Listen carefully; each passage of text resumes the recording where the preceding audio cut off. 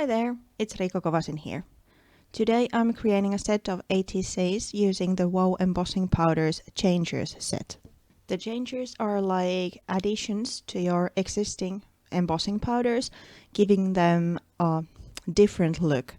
There's 3 powders in the set, and I'm using the changers with the bark embossing powder to show you how they affect the powder. As the powders are kind of additives to your existing powder, they all will lighten the powder a little bit. There's 3 different kind of textures or finishes to the powders called texture, glisten, and sheen, which all create a unique effect to the embossing powder. As you can see, I'm working on top of craft cardstock and using a Go Figure stamp by WOW. So everything else is the same, but I used just the different changers in each of the cards. The first card I created was using just the bark powder without any additives, and then I use texture for the first one. The texture powder will lighten your original powder and add texture to it.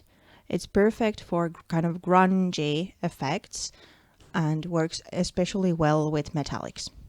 The next powder I'm using is the glisten. It will again lighten the powder a little, but also add sparkle to it, so it has kind of glittery effect. Whenever you're adding something to the powder, whether it being the changers or another powder, then remember to mix the 2 powders well. I'm doing it simply by adding them to an empty jar and shaking the powders together.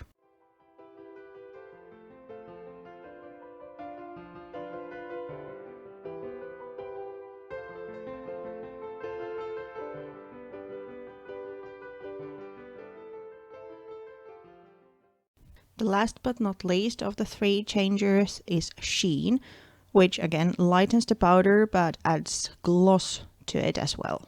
So if you have a favorite powder and you would like to have it a bit more translucent because it's opaque, add just sheen and there you go. Now that I have my first layers done, I'm speeding the video up and making the ATCs ready.